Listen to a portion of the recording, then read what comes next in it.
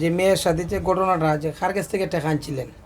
আনছিলাম মূল ঘটনা আমার মেয়ে একটা দালালের চক্কর ফুইরা নানি মোল্লাবাড়ি জীবন আসাটাই তো 1,20,000 টাকা আনা হয়েছিল দানের উপরে আনার পরে এরপরে আমার মেয়ে গেছি গিয়া বাহিরে দালালের চক্কর ফুইরা আপনারা কই বহুত ব্যক্তিক রকম উচ্ছৃঙ্খলা হয়েছে।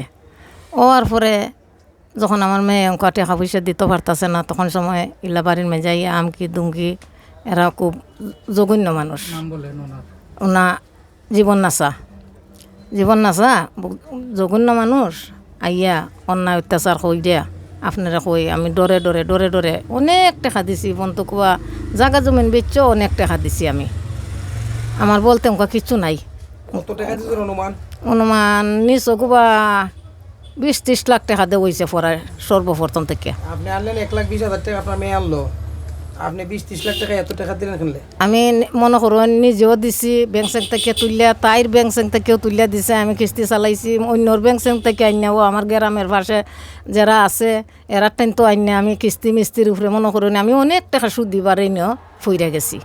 এটা জানেননি আপনি যে মেয়ে যখন টাকা আনে কয়টা চেক নিছিল তারা আপনার কাছ থেকে, আপনার মেয়ের কাছ থেকে? 2টা না 3টা চেক দিছে পরে আপনারা এরা তাই গেছি কে পরে এরপরে মনে করুন ওই সাদা কাগজের মাঝে আমার সিগনেচার, এরপরে চাইছে আমার মেয়ের সিগনেচার, এরপরে মনে করেন আমি আর আমার মেয়ের সিগনেচার দিছি দিয়া ওকা টেকা কত তুলছে না তুলছে এটা কইতে পারতাম না। ওকা আমার কাগজগুলাও দেয় না। সাদা কাগজ বলতে টাম মানে অলিখিত স্টাম্প সাদা। জি। স্টাম্পের মধ্যে আপনি দস্তখত দিয়েছেন, আপনার জি মেয়েও দস্তখত দিছে? জি। কয়টা স্টাম্প আছে? 2টা। এরপরে উমকি দামকি মনে করুন ওই আমার নাতিটারে ওই ও বরম করে লাইব, আমার মেয়ের সিগনেচার দেওয়া উপযুক্ত মেয়ে কিতা হইব, ও কেস করব বা এই সেই এমনি তেমনি মনে করুন নানান ধরনের বেতিকিচ্ছা করব। তেমকা ডরে এই ফোন তো দিছি দিয়া ওকা মনে করুন আমার অস্তিত্ব আরা হইয়ে গেছি। অস্তিত্ব আরা বলতে আপনারা দুজি যাইন আমার বাড়ি ঘর দেখবেন তুই আমার অবস্থা। ওকা আপনার সাহায্য আমি চাই, আমি সেনাবাহিনীর সাহায্য চাই। এরপরে আপনারা সাংবাদিক বন্ধু যারা আছেন সবার সহায়তা আমি চাই। আমার জানে নিরাপত্তা নয়তো এরা জঘন্য মানুষ আপনার কাছে দেন আমি কইতাছি আপনারা তো আইবেন, কিন্তু আমি তো বসবাস ইগেরামও করতে পারতাম না, যাতে আমি শান্তিমতে স্বাভাবিকভাবে আমার বাচ্চা কাচ্চা লইয়া থাকতে পারি, স্বাভাবিক শান্তিমতে চলাফেরা করতে পারি। ওই একটা ব্যবস্থা আপনারা আমারা কইরা দিতেন। আপনারা কাছে আমার অনুরোধ, আমি সাহায্য চাই। ওই আমার আর কিছু নাই।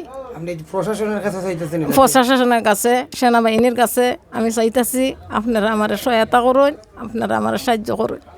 এছাড়া আমার আর কিছু বলতে আর কিছু নাই। আমি এখন হলো আপনার মরতামও পারি না, বাঁচতামও পারতাছি না। আপনি তো মহিলা, আর যার কাছ থেকে আনছেন সেও তো মহিলা। মহিলার আর কেউ আসেনি সাথে? মহিলার স্বামী আছে। স্বামীর নাম কি? সিদ্দিক মিয়া। জি। সিদ্দিক মিয়া কি আপনারা কি যন্ত্রণা করে? সিদ্দিক মিয়া ওয়াই আমার বাড়ি করো। মূলত সিদ্দিক মিয়া যন্ত্রণা করে বেশি? জি। আচ্ছা, আমার সিদ্দিক মিয়া আপনার মেয়ে কোন ক্লাসে পড়ে? আমার মেয়ে ইন্টার সেকেন্ড ইয়ারের পরীক্ষা দিলাইছে, ফাইনাল পরীক্ষা দেওয়া ফাইনাল পরীক্ষা দিছে দেয়া ওকা ইন্টার ফার্স্ট ইয়ারও। ইন্টার ফার্স্ট ইয়ার থেকে সেকেন্ড ইয়ারে উঠছে? জি। আচ্ছা, এই মানে তারার অত্যাচারে স্কুল কলেজে ঠিক মতো যাইতে পারে না? জি না, নাতিটারও আমি দেই না ডরাইয়া। কোন জায়গা পড়ে?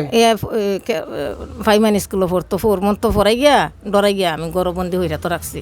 সারাদিন আমার নাতি গরুই থাকে, আমি বার করি না। আর আমার মেয়েরও সারাই লেছি কলেজ দিন না কিতা লেগে কিতা অপহরণ করতে চায় না? চাই। অপহরণ করতে হয়? জি।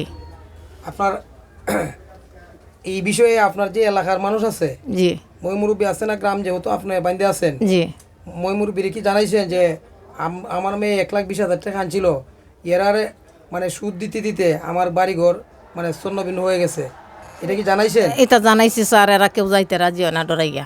মানে এরা কি শক্তিশালী সুদখোর যারা? জি। এটা কি সুদের উপরে নিছিল? জি। আরও কয়েকবার এরা আরেকবার মনে করুন কয়েকজনে আমারে ওই থেকে মুক্ত দিয়ে আনছিলা, জাগা জুগা বেচ্চা যা আছিল মুক্ত দিয়ে আনছিলাম, মোটামুটি মুক্ত দেয়া ওকে ওই আমি এটা দালালের ফক্কর ফইরে 1,20,000 টাকা আনিয়া ওখান আর কেউ যাইতে রাজি না। কয় তোমরা এই জঘন্য মানুষের দ্বারা যাও, তোমরা বুঝো, তোমরা জেসাতা করো, মরছো তোমরা মরছো আমরা মরতে পারতাম না। আমরা রাস্তাঘাটও চলাফেরা করতাম হইব, বাজারহাটও চলাফেরা করতাম হইব। আমরা বাচ্চা কাচ্চার লাগে আমরা নিজের বিপদ নিজে ডেকে আনতে পারতাম না। ওনারা ডরায়। জি, অনেক ডরাই। এরা অনেক জঘন্য মানুষ। এরার উপরে মনে হয় কিছু কতলা আছে স্যার, আমি নিজে হইতারি না। যাই হোক, এখন আপনি একটাই কথা কইতেছেন যে প্রশাসনের কাছে আপনার শেষ জীবন রক্ষার ভিক্ষা চাই, ভিক্ষা চাইতেছে। ভিক্ষা চাইতেছি, আমি ফান ভিক্ষা চাইতেছি, আমি জীবন ভিক্ষা চাইতেছি। আমার এছাড়া আর কোনো বাঁচার কোনো পথ নাই। ঠিকানা বলেন। আমার নাম হইছে সোনারগাঁর থানা, দিমাগুন্ডা বাড়ি, এই মিনারা খাতুন, জিরুন্ডা, দিমাগুন্ডা। ডিমাগরুন্ডা। হ্যাঁ, আপনার স্বামী আছে? জি না, আমার স্বামী মরছেন আরও 15 বছর আগে। আপনার ছেলে মেয়ে? ছেলে মেয়ে 4জন। এরা কি বাড়িত না বাইরে? এরাও বাহিরে, আপনি গেলে দেখবা তারাও চল্লা খাওয়ার কোনো ক্ষমতা নাই, আনলিগাল